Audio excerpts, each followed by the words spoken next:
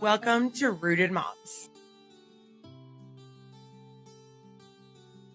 This is the podcast for moms living somewhere between crayons and car keys.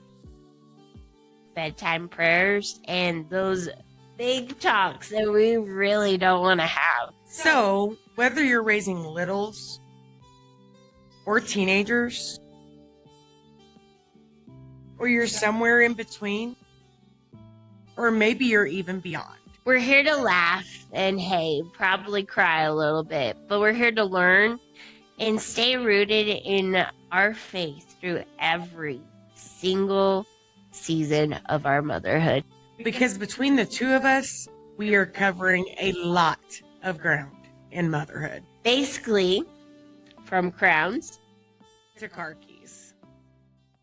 Have you ever looked around and realized that your friendships don't look anything like they used to? Maybe your circle's smaller now. Or maybe you feel like you don't really have a circle at all. Or maybe you're surrounded by people, but still feel alone. Take a second and really think about that. What does your circle look like right now? Man, just thinking about it right now, it's kind of small. Tiny. But, in that kind of aspect, what is your current season that you are having right now with your circle that you have? So I'm going to start by saying my sister has always said it best. I've never met a person I didn't befriend. I've never met a person that didn't love me. She actually brought that to me when we were right after our house fire, because I was like, man, like there's people. I went and had my bariatric surgery in Tijuana, and that was 2 years before the fire. There was people that were having their surgery at that same time that were donating to us. Wow. And my sister was like, it's because of your personality. You just drag people in and you just love them and they feel like they're friends instantly with you. But right now, I am in such a busy season of life. Mhm. And let's be honest, girls are graduating, which is taking 99% of my focus. Yeah, you're taking away my best. Yeah, my bad. One more week. Every day it's something new, a new event, we got to take pictures, we got to get the house ready, it's a party plan, we got to grocery shop for said party. So it's always something every single day. And then there's that other 1% that I have to fill with this work, my husband, my other child, my bakery, the body scrubs. There's so much. So I'm really busy and I don't feel like I have the time to pour into my friendships like I should. Mm-hmm. And so in that season, I've had to let go. Mm-hmm. I've had to let go of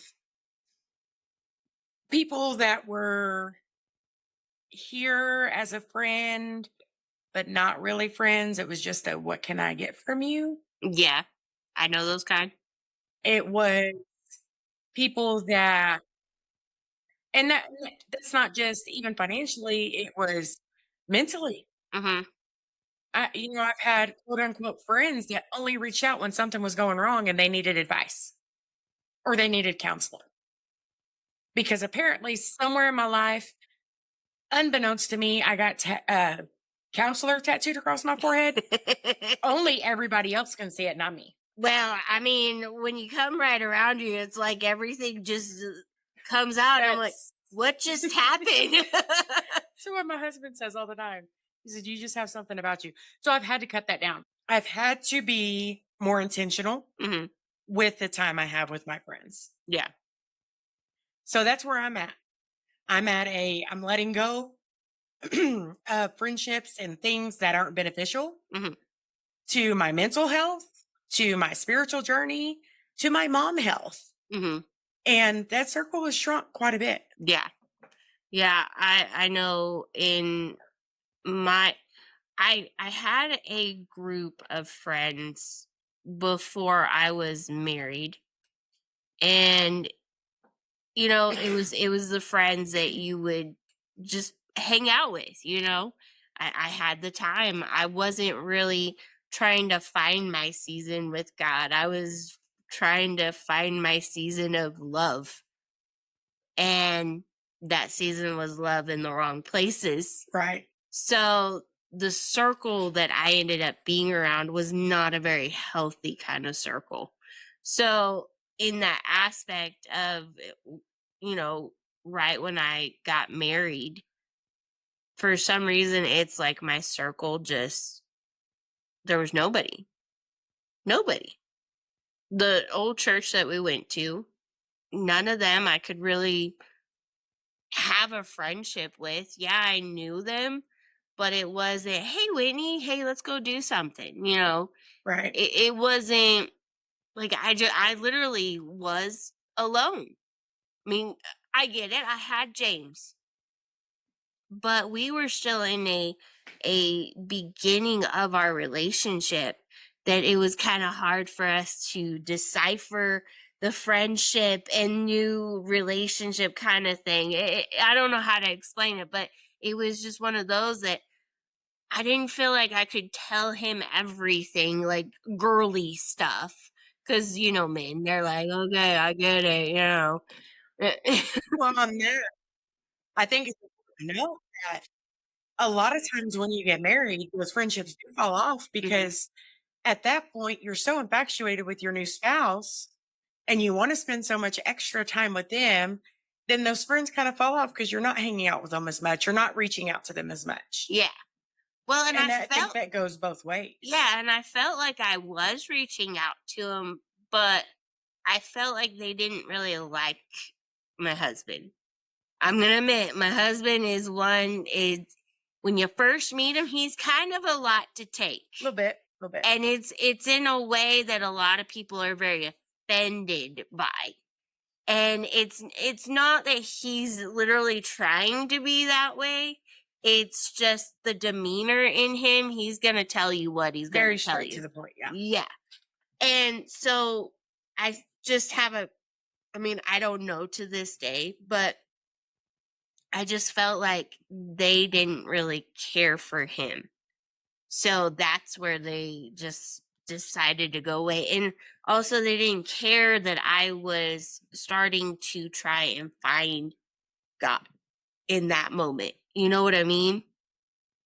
And they weren't all about that. They thought, Right. okay, whatever. And so it ended up being I just started losing people. So it was hard for me because depression ended up going big time because I felt alone. And yeah, I had my mom, but there's things that, I know she's been through, but she hasn't been through what I've been through, kind of deal, you know? But it's just one of those that as I've grown more and more, I mean, it took what? Emma's 6 years old, probably 3 years, 4 years that maybe 3 years that me and you met each other, or has it been I think two? it's only been two. Only two? I mean, it took 2 years to finally find. I mean, yeah, we have our church family. We do. But I needed somebody my age, Right. and it took 2 years ago to find somebody that I can, you know, Well, to be completely honest, you're my first friend that's been my age yeah. ever. When I was in high school, I started out, as a freshman. I was friends with seniors and juniors. Mhm. As I as I've gone into adulthood, I've always found friends older than me. Mm. I don't feel like I relate to the people our age for the most part. Yeah, I agree with you on that. And, that's something my mom has said is you have an old soul. Well, I mean, of course I do. That's how you made me. I don't know. Well, maybe that's me too, because my dad. This was my dad in high school. I was like we did research over the 1920s. Hmm. I loved the music, and that's all I would listen to. And he's like, "Are you old? Why are you listening to that music? That music is older than your grandparents." And it's like, it's good music. I When mean, when my grandmother introduced me to classical music, my mom was like, "What are you doing? Why am I going through this Yeah. Yeah, exactly. It maybe that's why we click because we're old souls. But um, no, it's. I agree with you. Our age people, I had a tough time, and my mom, she said this is her thing was it is very rare for you to find a good friend that will stick by you. Yeah. Very rare. So I guess with that in my mind, I'm like, well, we'll see if I can find somebody my age. But yeah, that's you with you coming into my season of kids, little ones, it's been so nice because they look at you as, oh, she's my Aunt Angie, and your girls look at me like, "Oh, that's Miss Whitney." She's a you gotta watch her a Yeah, little well, they don't tell you bit. to your face as they look at you and James the same way. Yes, and I do believe that because I enjoy every time I come to your house and they come to my house. It's always hi, Miss Whitney, or just even seeing me that those hugs and that family friendship. Just it's heartwarming. Because that's a whole nother stage of friendship is not only are we friends, our husbands are friends, Mhm. our kids are friends, you're friends with my husband, I'm friends with your husband, Uh-huh. everybody's just friends. Exactly. And that's like unheard of. Yeah. I like giving your husband hell, especially whenever we play card games. I'm like, "Are you kidding me, We're not Jamie?" going to talk about what I do to your husband during card games. But, there's that relationship that little circle that I have right now and the accountability that you give me, but the encouragement that you give me and the accountability my husband gives me and the encouragement that he gives me, I feel like I'm able to grow again. Cause I don't think I've ever had a relationship or a friendship where it was encouraging. It was accountability. It was more of it was all about them. You know what comes to my mind, honestly, is safety. Hmm. I know that we're safe. Yes, very much. When it's the four of us sitting around playing cards, no matter if it's a regular life problem, a girl life problem, a church life problem, a marriage problem, I know that we can bring it to the four of us and we can get the counsel we need. We can get the encouragement. We can sometimes get the you're being stupid Hmm. that we need, Yeah. but it's judgment free. Yes. And it's the hard words sometimes that you have to hear, Yeah. that you have to trust somebody enough to say, hey, you're not always right, Hmm. and know that that person's going to receive it.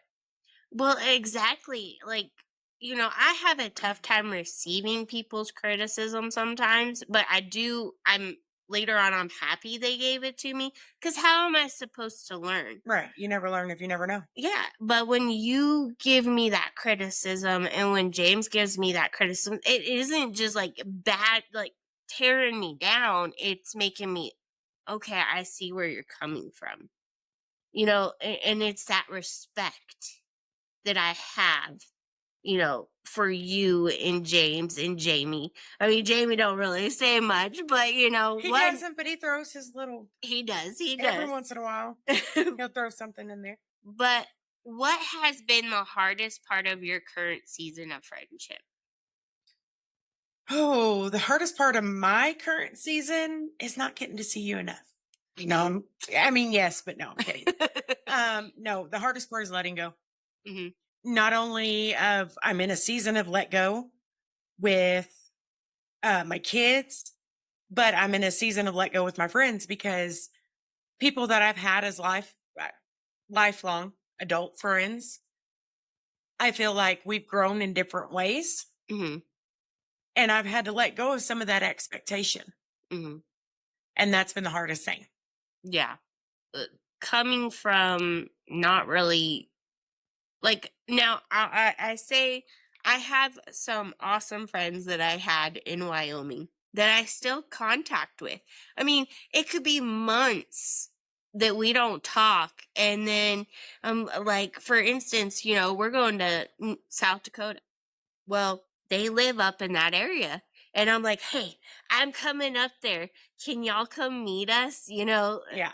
And they're like, of course, even though they have their own family, they're still willing to have that day with me and my family, and but it's one of those things that it's very rare that you can have a long distance friendship, but also have your best friend here in your circle. Because I know if I can't get a hold of you at some point, I could get a hold of one of them, and they'll be like, "Hey, Whitney, eh, Yeah. knock it off." You know what I mean?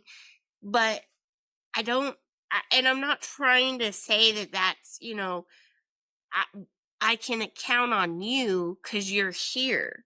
You know what I mean? Right. And I Well, it's don't. different when you're right down the road and if you're really in that moment, I was in that moment a little over a month ago. Mhm. I was in the thick of it. I was sitting in a parking lot in tears. I had left my house because I was over it. And I called you. I didn't even call you. I texted you and you immediately called me. And before I even got out the full what's going on, you're like, I'm on my way. Mhm. I'll meet you at the house. I'm on my way. It's different when you have somebody like that, that in those times when you really need it, they can physically show up for you Mhm. rather than just talk you through it on the phone. Because Exactly. I've got that. I've got um, me and a lady that I was friends with. I don't think she would hate me saying her name, but um, so me and Brandy were friends for 9 years.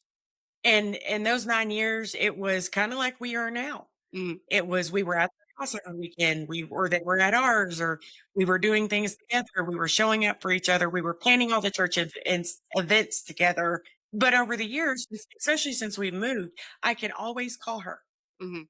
100%. If I were to pick up my phone and call her right now, she would answer. Mhm. If she didn't answer, she'd call me back. Yeah. But as far as and that's what I was getting at with letting go is I've had to let that friendship go some just simply because like we went from talking every single day all day Mhm. to we might talk once a week now, but we've both grown in different directions. I'm growing in I'm releasing children Mhm. and she's collecting them, Yeah. not really collecting them. She's in a situation where she's gained an additional kid. Mhm. So, and all of hers are younger. Her oldest girl is the same age as my youngest. While we're in it together right there, that is, I don't want to say the least of my worries because every 13-year-old, you better worry. But that's kind of my low priority Mhm. at the moment. Yeah. So I've had to learn to let go of that expectation Mhm. of, okay, she's there. She's living her own life. She's going to reach out when she needs something. Mhm. She's going to reach out when she misses me and wants to talk to me. Mhm. And the same goes for me. I'm horrible at it because I'll think, oh, I need to text Brandy. And then my boss will say, hey, Angie, I need you to do X, Y, and Z. And I'll get busy doing that. And then like 3 days later, I'm like, oh, I was going to text Brandy. My bad. Yeah. So as much as I didn't, I did not let go of the friendship with her because she still comes up here. You've met her just Mhm. about 6 weeks ago. She still comes and sees us. We still see her when we're down there, but we had to let go of that. Just me and her against the world, Mhm. kind of like we are now. Yeah. Yeah. And that's kind of my friends that I have up there in Wyoming. Um, I left our 7th grade year, and I mean, when we'd go up there to visit them, I'd be like, "Hey, mom, can I go see them over the summer?" Right. And then I think I was pregnant with Emma, and we decided to have a girls' trip in Savannah, Georgia in the hottest time of the Oh, year. So my dress because I made sure to take all dresses, but I mean, they're like, they were, they were really patient with me and everything. And of course, I'm sweating when we got back to the hotel, all my clothes were oh so no. wet. But no, it was so much fun because I got to see my middle school, my younger year friends, Right.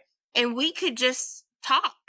And that's rare in and of itself Yes. that you still have a friend from middle school. Yeah. I have one. He's a guy. But when I was in middle school, he lived down the road, and me and him and his little brother, we walked to school and home from school every day together. We were just best friends, Yeah. and we don't even talk now. I have him on Facebook. Mhm. I see his updates. We'll send each other random little TikToks every once in a while. Even if both of us are looking at our phones going, why did they send me that? But, and but we don't have that connection. I haven't seen him since high school Mhm. or really had a full blown conversation with him other than commenting on something that his son has done or recently that they're having a new baby. Yeah. Bless them. Bless them. Because their son is like 14 or 15. Ooh. And they just announced a week ago. And I was like, oh my gosh, I couldn't imagine. Oh. Couldn't imagine. Mm-mm. With the two attitudes I got. Mm-mm. Uh, Let me go to the next question since we're talking about outgrowing people. Have you ever felt like you were outgrowing people or being outgrown? I don't think I've ever outgrown a person. I think I've outgrown friendships. I think I've outgrown situations. Mhm. I had this really cool thing that my best friend from high school, we were the typical teenage best friends. We're going to have babies at the same time. And we did. Our daughters are 12 days apart. Mhm. 12 days. Wow. I was there for the birth of her daughter. She wasn't there for mine because she had a 12-day old. Yeah. Didn't expect her to be. But even though we were going through the same thing at the same time, we outgrew that friendship Mhm. because she was focused on her brand new first baby Yeah. and her brand new fiance. Mhm. And I was focused on my toddler and my brand new baby and my husband. So we outgrew that friendship. Mhm. But I don't think I've ever outgrown a person. We're still friends to this day. Yeah. I think for me, I have noticed that I'm outgrowing certain people that I've looked up to. Because there's like a distance there with that. You know Right. what I mean? Um and it's one of those that I feel like God's growing me in certain areas, and he's pushing back the people so I could keep continuing to grow. Right. And I have noticed that in my season of just as a woman, of certain people that are moving away from me, and they're literally right there, but we don't have a connection like we used to. There are people that are continuing to grow with me because I can go to certain people that, um, like I need to talk to about something. M- Mine and your relationship, we're growing in a way that God can only imagine. Of course, tell you the truth, sometimes I feel like he's looking at us like, oh Lord, what did I do? It's like that TikTok I sent you. Yeah. You reckon when we met, God said, oh, that was never supposed to happen. Yeah. Or, oh, look, they finally found each other. It's a toss up. Yeah. Yeah. You never know which it's going to be. It's what, this 6-7 kind of thing. Yeah, I know. I said it. I said it. I see. I'm so lucky. My girls are like, that's dumb. We don't. I got the little ones. They love that every Oh, I time. remember. Well, and my phone number has 6-7 in there, so every time I say it, even when I go out in public, I start saying it, and I get to that point, and they're like, I'm like, huh. But I think as we grow in God, I feel like He removes people that could possibly hold us back. Right. And but then He puts in people that can help you grow, Yeah. that He knew you needed. And He keeps certain ones there that He knows you need, that are always there for you, Right. even in the moments that you least expect it. And but yeah, no, that's definitely one of those things that I'm like, okay. But talking about all of that kind of stuff, let's kind of dive in deeper on the stages of friendship, Okay. shall we? Like, Yeah. so stage one, survival friendships. So, typically a survival mode is you're in full blown chaos and nothing makes sense. So let's jump off into this at first. Zombies are coming, apocalypse, all that. Sorry, I'm the conspiracy theory friend. So my survival friendships um started when I was 15. Mhm, When I was 15, my dad died and my world crumbled. If there is ever you can look up daddy's girl in the dictionary, my picture is there. mhm, I look just like him, I act just like him.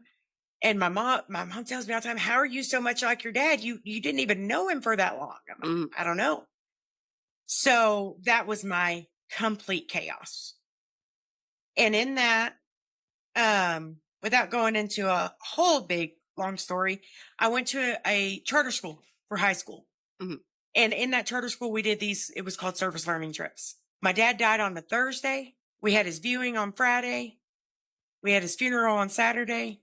Sunday, I left to go on a trip to Tennessee mm, because as much as I was fighting going, everybody around me, Angie, you need to go. You need to go. You need to go. Your dad wouldn't want you to sit here and wallow in it. Go. So during that trip is when I connected with said friend that her and I had babies 12 days apart. mhm, And I think from the very get go, she had her own special kind of messed upness in her childhood of not knowing her father, of having some issues with her mother. mhm, So we both were in a chaotic state and we trauma bonded, for lack of a better word. And we stayed that way up until the time I got married, until we kind of outgrew that stage of life. yeah. What about you? Did you have survival friendships? Um, I mean, the only survival ones were from the friends up there in Wyoming. Um, the one chaotic or chaos that I had of emotions was um when I had my miscarriage. And honestly, the only friend that I had was my husband. Um, Nobody checked on me. Nobody, nobody was really there to help me out and all that kind of stuff. I literally felt alone, and James was the only one that really I felt like we became a lot closer in our marriage because of that.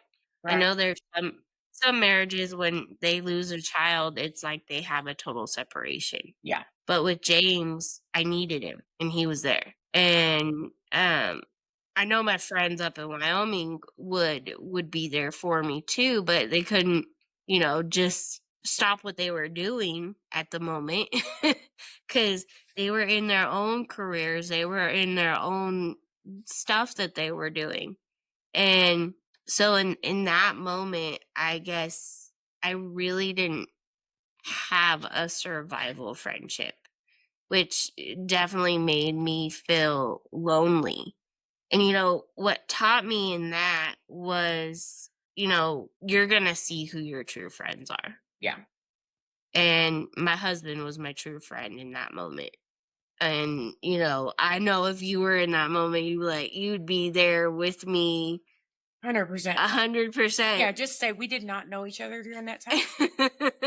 I don't But even think I lived in this town. yeah, I don't think I've ever had a survival friend because right now I'm not really going through anything chaotic, but I know who I have now. But back then, Come on. You ain't got to lie to the people. We are 100% chaos 99% of the time. Well, yeah, that's true. That's true. I guess right now we're surviving uh Life? life right now. But no, in my past, I don't think I've ever really had a survival friendship, especially in adulthood. So, I mean, that's really Yeah. So what about our proximity friendships? the ones that build around our kids' schedules and church and school. School and yes, So, the question is, have you ever had a friendship that only existed in a certain place? absolutely. Yeah, like work friends. Mhm. Really, they're just work friends. Uh, I mean, some of them I talk outside of work, but it's very few. Yeah. And then I do have my church friends, and but honestly, it's a very small group.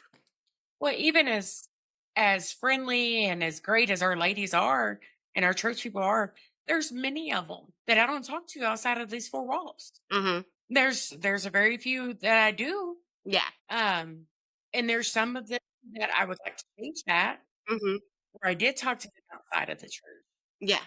but I've had, those friendships that surround around our kids are the same age and they're in the same school, Uh-huh. but I'm only gonna talk to you at school events Yeah. to keep up appearances. Yeah. Yeah, I totally get that. Like,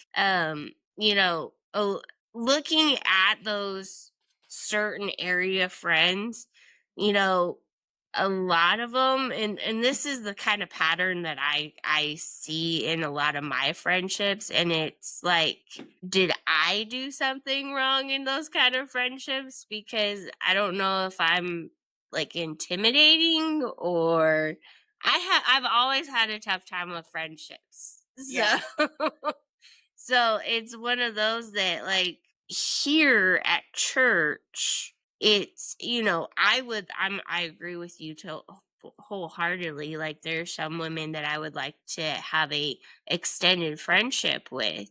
But the majority of the time, it with my busy schedule, it's pretty hard. right. So, but what happens when that season ends? I think those, for me personally, are the easiest friendship ends that there are. Yeah.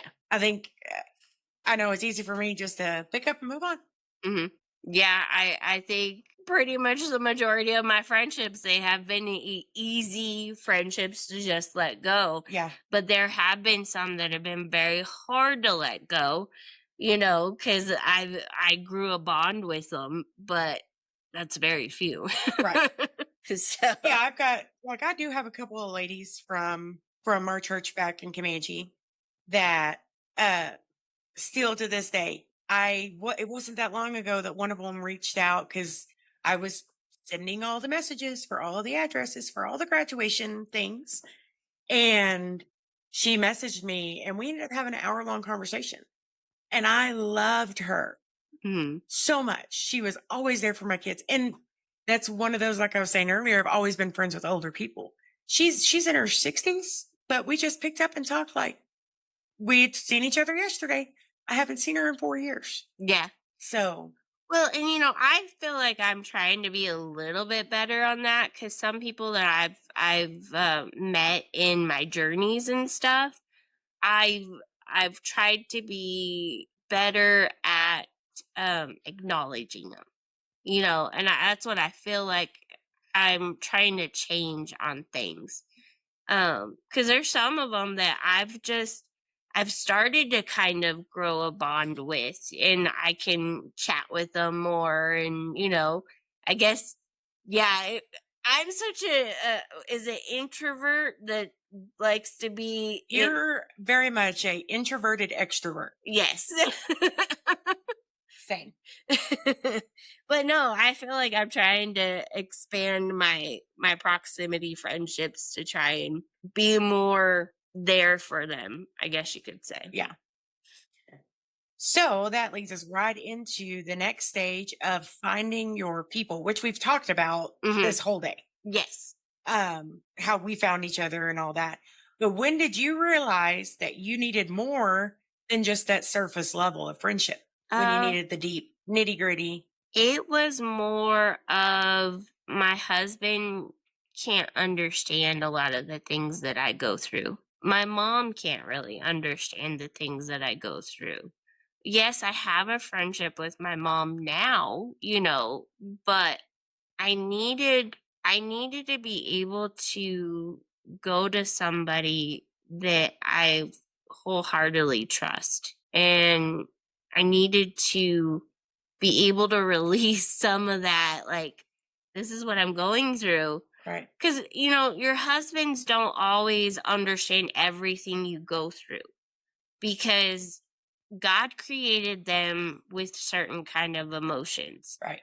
and God created us with certain kind of emotions. Honestly, I feel like we were created the big emotional part of God, and the guys were more created for the strong and Logical. yeah, logical thinking kind of way. I'm not saying that we don't think Right. logically, but sometimes our emotions, and I'm going to admit it, our emotions get Our emotions run us. yes. As females, our emotions do run us.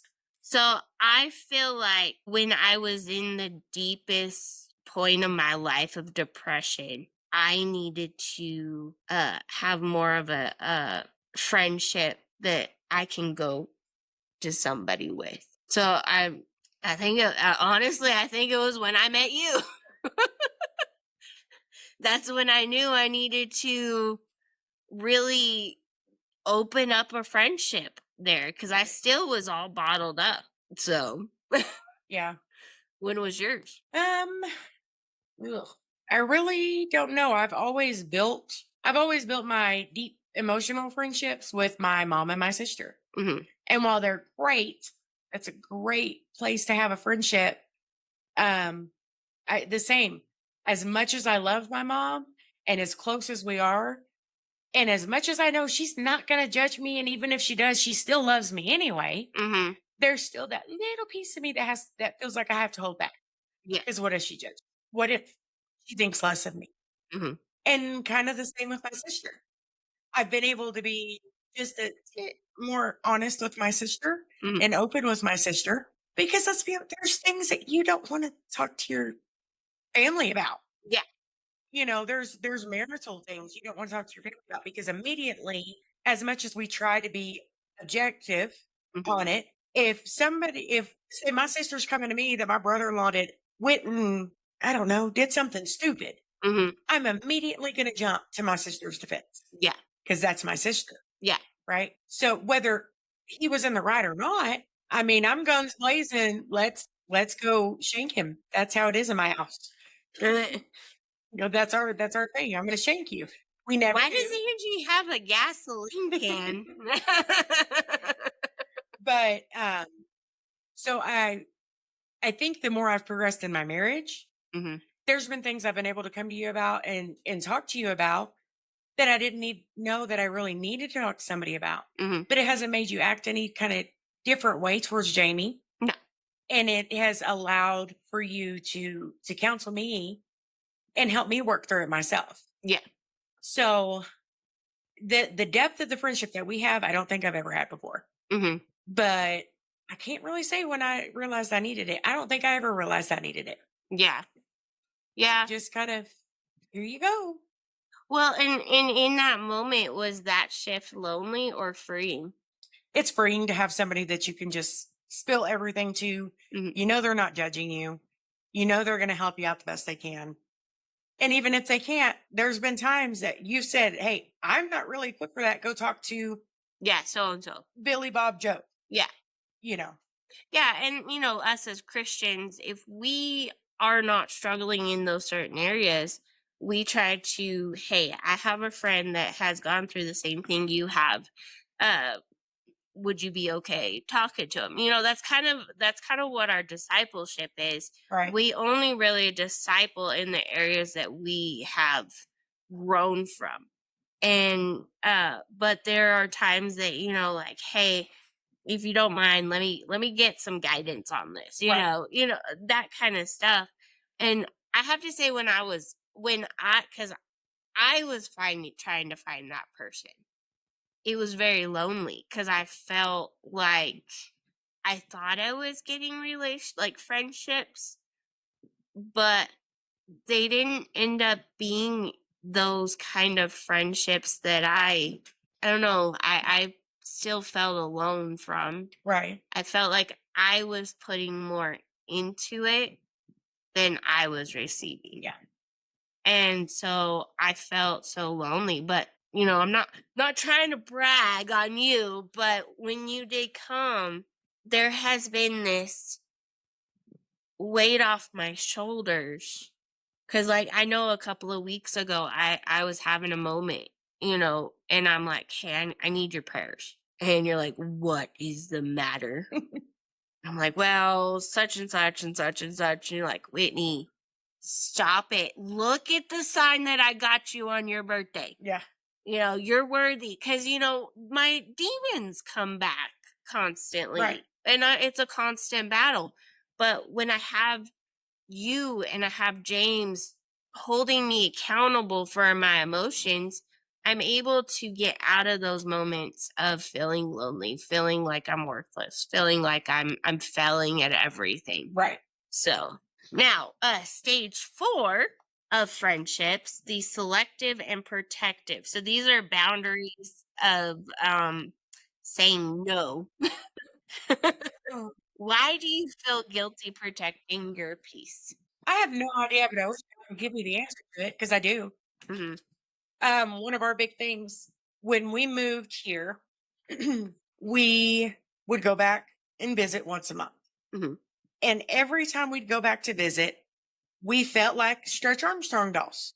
And that there was somebody on every limb, and we were about this far left. Hmm. And we were there for a weekend. Yeah. And we would come home so just drained because we felt like everybody was with us. Hmm. And it took a long time to not feel guilty anymore over, hey, when we come to visit, we're coming to visit family. Yeah. We're going to visit my mom. We're going to visit my husband's dad. It just so happens that my husband's siblings live right there. Hmm. They all live on the same road as my husband's dad. So it's easy to see all of his family at once. It's not so easy to see mine. There's been times I had two nephews graduating at the same time, Hmm. and I had to choose between the two of them. One of them was they were 4 hours apart. Yeah. So I felt guilty for a long time. And I don't know why I can't not feel guilty for protecting my peace of mind, because I know that when we go down there, we're going to visit family. We're going to relax and get away from the hustle and bustle of the city. Yeah. I know Midland's not a big city for most people, but for us it is. And we come from a place that we were 16 miles from the closest gas station. Yeah. There was nothing. So this is city for us. Mm. And while I'm more used to it than he is, because I was born and raised in the Metroplex, that's really city. Yeah. But I got used to of being in the slowdown and all of that. So it took a long time not to feel guilty and of telling people, hey, this is where we've gotten to this point. We say, okay, we're doing this. We'll be at typically it's my sister-in-law's. You're more than welcome to come visit. Hmm. This is where we'll be. Yeah. So we don't have to feel like when we're in town for those 2 days, day and a half, that we're having to run, run, run, run, run. We want to see everybody. It's not possible for us to make it around to see everybody, Hmm. but everybody knows what we are. Yeah. And then that's up to them. Yeah. Yeah. It's for them to make that step and everything. I totally get that. I mean, for me, like I said, I don't really have much friendships. So it's like, what did I do wrong? Or, that kind of, it's hard for me to keep, like, have that peace because I'm like, the demons come back and it's like it's your fault that you didn't do good in that relationship. It's you did this, whatever. But I think as I've gotten older, I'm like, you know what? I'm gonna do what I'm gonna do. And if I end up having to have somebody sign a contract that they're never gonna leave my life. It's okay. We're okay with that. But who taught us that every friendship that we ever had? Honestly, I feel like the movies. So, and I feel like that kind of came from my mom. My mom was an only child. Hmm. So when she made a friend, she really strived. Yeah. My Aunt Marlene, not my aunt, my mom was friends with her before she ever even met my father. And she continued to be my mom's friend until she passed away. Yeah. So, she put so much effort into that friendship, and any friendship that she made, I kinda learned that from her, I think, Mhm.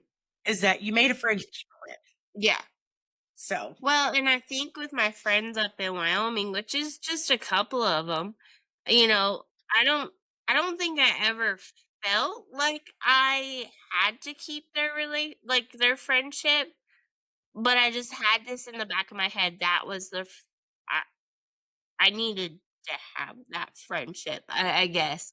Cuz really, like I said, it's only two of them that I have a good relationship still with them up there. And, but for me, it was mostly movies because my mom, like I said, my mom always says it's very rare to keep friends.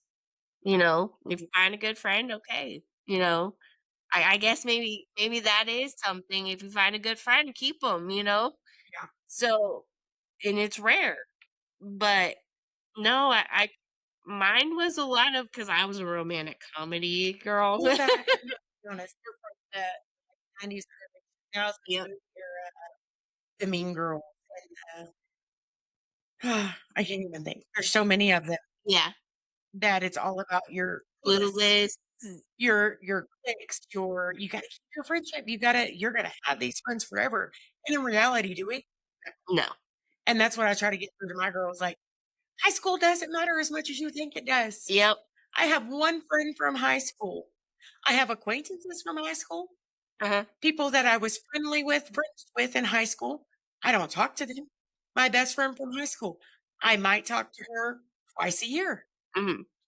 Now, when I talk to her, and I love you so much, Tasha, it's 4 or 5-hour conversations. Hmm. But other than that, we don't talk. Yeah. And that's what I keep trying to get through to my girls. Like, this is not forever. Yeah. It seems like it, but you're going to move on from this. Exactly. I mean, yeah, it's one of those that it's very hard because you're like, what did I do wrong with that really friendship or whatever? You know, it's one of those things. But now let's get into the deep roots of friendship. Your safe, raw, honest friendship. What does a safe friendship actually feel like? Exactly that. It feels safe. Hmm. I mean, that, like we've said over and over in this one, and it's hard, guys, not to just compare our friendship that we have now. Hmm. But that's the season we're in. That's the real honest deep down part of it for us. So it feels like this. Hmm. It's the laughter, it's the tears, it's the chaos and the storms, Hmm. it's the coffee and laughter and playing cards. Oh yeah. It's the all of it. It's okay. How our husbands would imagine our friendship go from one conversation crying to laughing to having a conspiracy conversation, whatever, and they're And they're like, sitting there going, "How did they get from "What?" there to there?" And it's not how they imagine it because that's what they physically see. Yeah, because they really got to see that when we were in the car for what, 5 hours, Yeah. and they're like, "What are they talking about?" But then, our guys are talking about what to build, but Yeah, in I'm still behind concerned over that conversation. yeah. But no, it's one of those that we wish that we could have that raw, honest friendship out there. And I'm gonna tell you, ladies, that sometimes you may end up having that more with your husband. You know, it's very, very rare because we live in a world where it's competition. And it's me, me, me, me, me. Hmm. But I feel like it's, I always tell my kids, everybody thinks me and my husband are crazy. Um, to be straight up honest with y'all, I met my husband, got engaged, got married, had our first baby in 10 months. From meeting, married, first kid, all of it, 10 months. But we knew. Hmm. Immediately we knew. And it's kind of like that. Once you know, when you know, you know. Yeah, like you end up having a lock in, and getting throat from But said boy that yep. now has not left my house in 2 years, fell in love with my daughter, and then I fell in love with my bestie. But with us doing this, I'm not trying to say women we're bragging about our relationship. We just want to show you the rawness that me and her can have, the honesty that we can have, the safe feeling of when you're in the deep, that you have somebody to go to get you out of the deep. That's what a deep rooted friendship is all about. And like I said, it's very rare that you find that, because we do live in a world where, like you said, it's me, me, me. Yep. So, um, I, Stage 6, yes. which is absolute hardest stage, is letting go and learning to grow. Hmm. So, how do you grieve a friendship that didn't end badly? It just ended. Well, Or do you grieve it? I really didn't grieve it. I think a lot of times we don't realize that those friendships have ended. Hmm. They just slowly start falling by the wayside Yeah. the more and more we go. I didn't really grieve on my friendships. What do you do with the memories? Keep them. Cherish them. Cause Like I was stating before, my friend Brandy, her husband Chris, we were we were so close with them mm, when we lived there. And once we moved and things happened on their side, we all we all drifted apart. As hard as it is to admit, we still have great talks. We still have that time together, but it's not the same. yeah. Um, but we cherish those memories. We cherish there was a time that we were up legitimately all night long making ice cream. Hmm. We made gallons upon gallons upon gallons of ice cream all night long, and then went, showered, and went and sold it all day long in the August Texas heat. That's something nobody's ever gonna be able to take away, and that's something we're always gonna cherish, and you don't even think about those until, here and there. We've learned to cherish them more. Chris is gone now. He passed almost exactly a year ago. We cherish those moments more. I cherish the when my youngest broke her arm. That was called her, "That's my mini bestie." And he was like, "Well," it was the start of summer. He had just bought a pool. He was so excited for all the kids. And he was like, "She's not missing out." And he immediately went to the store and he bought trash bags and he bought sports tape and he wrapped her arm and taped it and did all the things so she could still enjoy. Hmm. It's those moments that you cherish. Yeah. It's the moments with Brandy of she had custody of her nephew when he was a baby.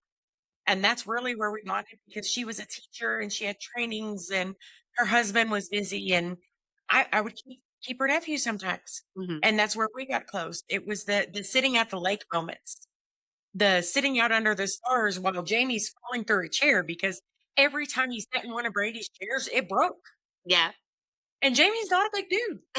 Anybody that knows him, he is not, like his nickname is Skinny because he was so skinny.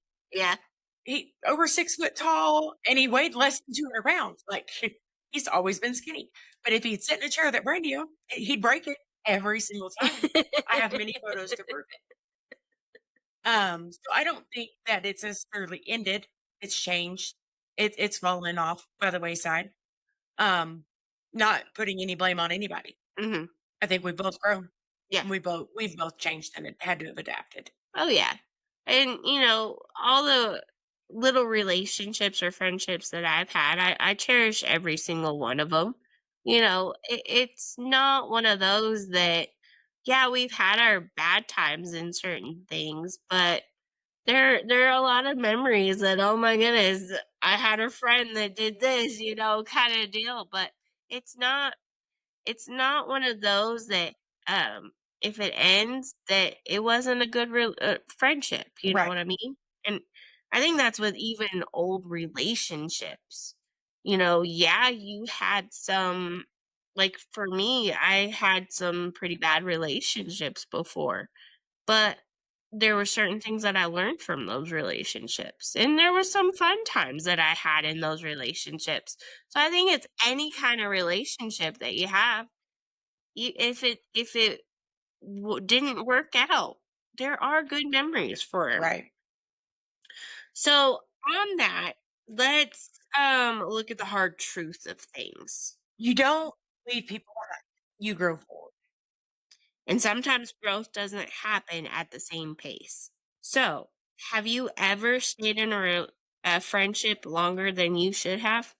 I don't think so.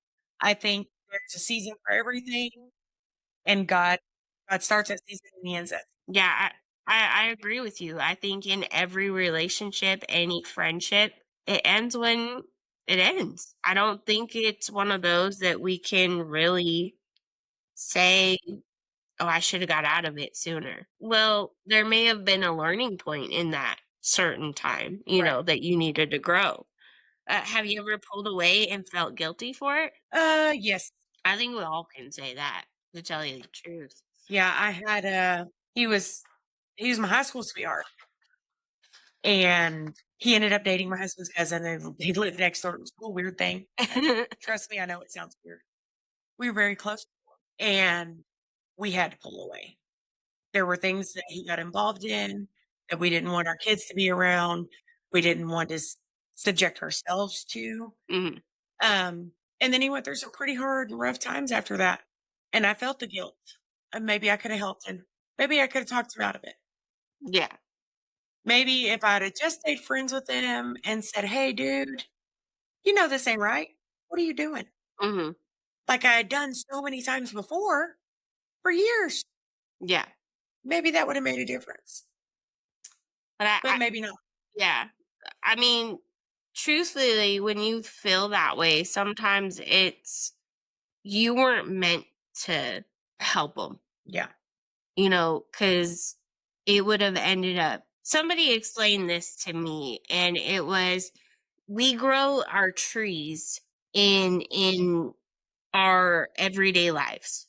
So, we have the branches that grow like one goes this way, one goes this way, one goes this way. And if we end up focusing on one person and that's all our obligation goes to, it could be destroying the rest of our tree. You know, it could end up making our tree lose its leaves because you're not growing in those seasons that you should be growing because you're so focused on that one. Right. So, what is the difference between loyalty and obligation? I have no earthly idea. No earthly. None. So, I feel like sometimes I end up being in a relationship or a friendship because I feel like I'm obligated to be there. I don't know why.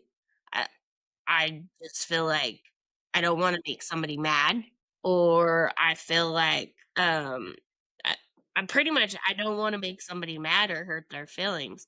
But loyalty, I feel like it's more of, "I'll do anything for you," because I don't feel like it's a forced act. Does that make Yeah. sense? That's kinda how I see the difference in them. Well, my mom's always told me, "Angie, you are loyal to a fault." Mhm. Because and I've worked on it, but for years and years and years, it didn't matter what anybody did to me, I would immediately forgive them and pick up right where I left off. Right. Well, and not every friendship is meant to be lifelong. So if you are still in a friendship and you're just like, when can I get out of this? I feel like, but I need to still be here. I feel like that's more an obligation. Yeah. Now, if it is one where it is you're comfortable with things and you're happy. You know that you can trust that person. You know that person can trust you.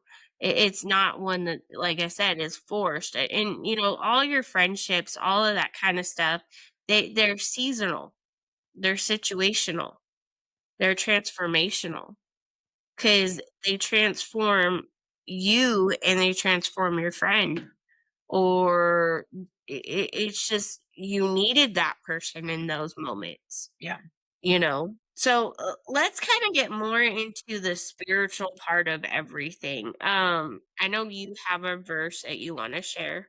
I do. So Ecclesiastes 3:1 says that there is a time for everything and a season for every activity under the heavens. And it goes on to tell us there's a time to be born and a time to die, a time to plant, a time to uproot, and on down the list of a time and a time. I think that's what that tells us is that, or it's trying to tell us, is that every season is God ordained. Hmm. He has handpicked the time for you. He knows the plans he has for you. He knows he has to put you in each and every season, not only to build you up, but so that you're strong enough to build up those around you. It's just like it was when we were coming to church the first time. It was before you started, so I don't know if they were still doing it. James could tell you, but the church saying used to be just one more. Hmm. So each of these seasons that God's putting us in is that so we can bring just one more Hmm. to Him. Yeah. He gives each of us a different story and each of us a different path and each of us a different season because He knows that there's somebody out there that needs that story. Hmm. He knows that your particular season is what's going to bring somebody to Him. And he's telling us that he's already got a time for the beginning and the end of everything. So we have to trust him just as much at the very beginning of it as we do at the very end of it when we see the whole big picture. Right. And sometimes we don't see the picture until years down the line. Hmm. I can tell you that just for instance, I spoke a minute ago about my dad passing when I was 15. As a 15-year-old, I did not understand that. Hmm. Not by any means. I didn't understand how my dad dying could bring somebody else to God, and I was mad. I was mad at God for years. And wasn't until I went on a mission trip that my youth director had told we were at a gas station and we were going to be leading service in this little bitty, you drive through it town and you drive through and blink, you've missed it town Yeah. in New Mexico. We were going to lead their morning service and we were out at this gas station inviting people to church. And she looked at me and there's this backer dude. I'm 16 years old and pretty timid at that time. I'm not the person I am now. But she was like, Angie, go invite him to church. And I was like, alone? You want me to do what? You're out of your mind, Julie. She's like, no, go invite him to church. I'm like, but you're going to go with me, right? She's like, no. Okay. So I walked up to this guy and it was real like, hey, by the way, yeah, we're doing service over here up the road. And just want to say, if you want to go to church, we'll be there. Okay. Have a good day. Bye. And he was, before I could even turn around and walk away, he's like, I ain't going to no damn church. Yes, sir. Have a great day. I'm out. I was super intimidated. That morning, my youth director, so it was a husband and wife, can't her husband, he was like, Angie, you're giving your testimony this morning. Mind you, I'm not even a year in from my dad dying. And I'm like, you're out of your mind. I'm not doing that. To this day, somebody tells me, Angie, you're going to speak. And I'm like, no, I'm not. And you do it. No, I'm not. I'll sing in front of a stadium of people. But if you want me to talk, you're crazy. I'm not doing that. But especially at that point, when it was about my dad, something that was so raw and so real. And we're going along with the service. And Kent said, okay, so our next speaker is going to be Angie. And I went, okay. And I got up and I went up there and I started talking and about how I'd lost him and all the things affected me. And as I'm talking, the back door of the church opens and that big backer dude walked in. Oh. And he never once sat down. He stood at the back of the church. I was the last speaker, stood at the back of the church the whole time. We gave our altar call. He stayed at the back of the church. Afterwards, we're speaking to people and, eh, the meet and greet after church.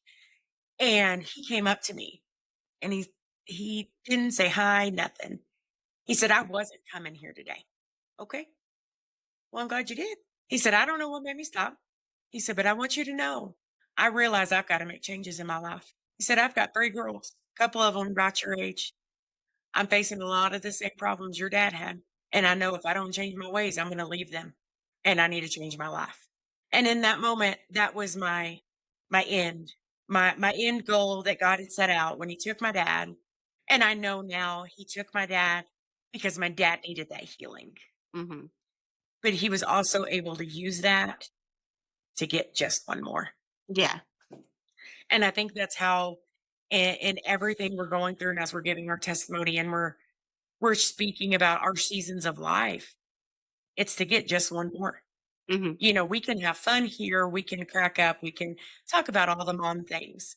But in the end, as your husband lovingly likes to tell you, does it really matter? Yep. And while it seems like it does to us in the big picture, in the God picture, it doesn't, Mm-mm.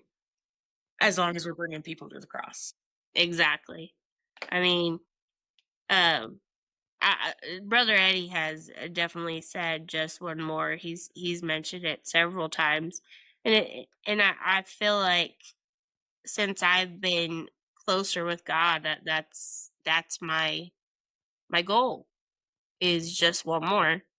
And but in those moments of that just one more, there's Proverbs 27:17, which says, "As iron sharpens iron, so one person sharpens another." So I know a lot of people talk about, your cup being full. And when you are listening to what the world is calling you, what the world is telling you what you need to do, all that kind of stuff, and you go away from what God has called you to do, you know, your iron isn't being sharpened. It's being chipped away. It's being chipped away. You're hitting a wall with your iron. I mean, and what that's not good for it. So you're just constantly hitting a wall. So in order for you to get that just one more, and you probably didn't realize in that moment, Julie was like, this is where you start sharpening your Yeah. rod or your sword or your iron, whatever it is. You know, when you end up having that circle of people that lift you up and show you who God has called you to be, that's where you end up sharpening your ability. That's where you start growing. And that's where you have to look at your friendships. That's where you have to look at your circles. Because if you're in a circle, like I said, and people putting you down, is that gonna help sharpen you? No. I feel like that's gonna drain everything possible. Kinda like when I was talking about the tree. You're building this tree, and this tree, you are the root at the moment, and it grows because of all the people. The one more, Mhm. the one more. 'Cause the movie that Brother Eddie talks about, it's a soldier, and he's a medic or something. Hacksaw Ridge. Yeah, and he ends up, "Lord, give me one more." And, didn't he save, like, quite a bit of men that day? Yeah, he wouldn't carry a firearm, and he was going up on that hill and ran them down, Mhm. and Wasn't it a then cliff? it was. Yeah, it was a cliff, and he was going up to the war and bringing him down the cliff, and he just, "Lord, give me another one. Give me another one. Give me another one." That's where your tree blossoms or your vine grows, because where you start, your vine starts going to all different Mhm. directions. But like he says, you have a cedar, waterer, a harvester, all that kind of stuff. Because there's times that you need to harvest your trees, your vines, because it ends up becoming this clump of something that has stopped everything. Right. And so it's one of those that you really have to look at the circle you're in. Well, that's like when you, I don't know if you've ever planted carrots. Yes. So, when you plant carrots, several will come up right in the same little bunch, Mm, but you have to prune mhm. around it to get that one. Yep. And that's how our friendship circles work. Because if we're not pruning what we're allowing to intake us, it's going to drag us down. Exactly. So we have to have that sharpeners around us. And I think that's what's beautiful about us four. Um, we sharpen each other. Hmm. We encourage each other. We build each other up. We teach each other. And we need that. We need that person just or just a little bit more Yeah. in my cup. Oh, this week it's been a rough week. My cup's getting real low. Hmm. But I know we can sit down on Saturday night, start playing cards, and before we go home, or before y'all go home, my cup's gonna be overflowing. Oh yeah. And Even though some of it isn't just about fellowship, we may be cussing each other out, but we're having a but fun time. it's all fellowship, Yeah. and we're we're still building each other up. Yeah. We're still loving on each other. Exactly. And We're sometimes, especially as women and especially as moms, sometimes that's just what we need. Yeah, because we'll get into more of an episode on that because there's so much mom shaming in this world that we have that tough time of being able to sharpen moms up. That's what this verse is saying. We need to, and I think that's mine and Angie's goal is we want to sharpen you mamas up because if us mamas go against each other constantly, like I've seen over and over and over again on Facebook, on TikTok, I mean, literally, I've gotten to where, like, I don't know if my mind is in a certain section, but it takes me down a rabbit hole that I'm just so disgusted with. Yeah, So much mom shaming that how are we supposed to strengthen our mamas up if they feel like they can't do anything? yeah, So, but in that moment, let's talk about the encouragement that does because really the sharpening of everything is the encouragement, the uplifting, the identity reset of who you are. Because like we mentioned a couple of episodes ago of who is Whitney, who is Angie, because we lose ourselves. So it's where we come to these circles. If your circle feels small right now, you're not failing. absolutely not. That's the season you're in. That's what God knows that you need. My mom as we talked about it before, has only met you a handful of times for very short times at a time periods. And she tells me repeatedly how much she loves you and Jamie because she sees the difference in me and Jamie. Hmm. And sometimes that's all you need. Yeah, I haven't felt as bright as I feel, even when we had tons of people around us and our circle was huge. yeah. I felt like this dull little light in the corner that was dimming by the day. Well, and I was the total opposite. I didn't have a lot of people in my circle, and I've had very, very few people in my circle. So I felt alone. But honestly, I kind of like my little circle because I feel like I've been lifted up more in my little circle than a big circle. Even when you feel alone, and I know there's a lot of you mamas out there because we've both been there ourselves. But even when you feel alone, you're never truly alone because God is right there with you. He still sees you. He's still holding you. And like Angie was talking about the pruning seasons, we have to, there's a lot of times in any kind of season that we're in, we have to um, be pruned.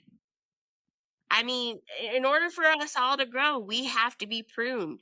So growth is coming in any season of your life. Don't feel like you're stuck in one season because you're going to have a new season, but that new season you're going to have to be pruned again for another season.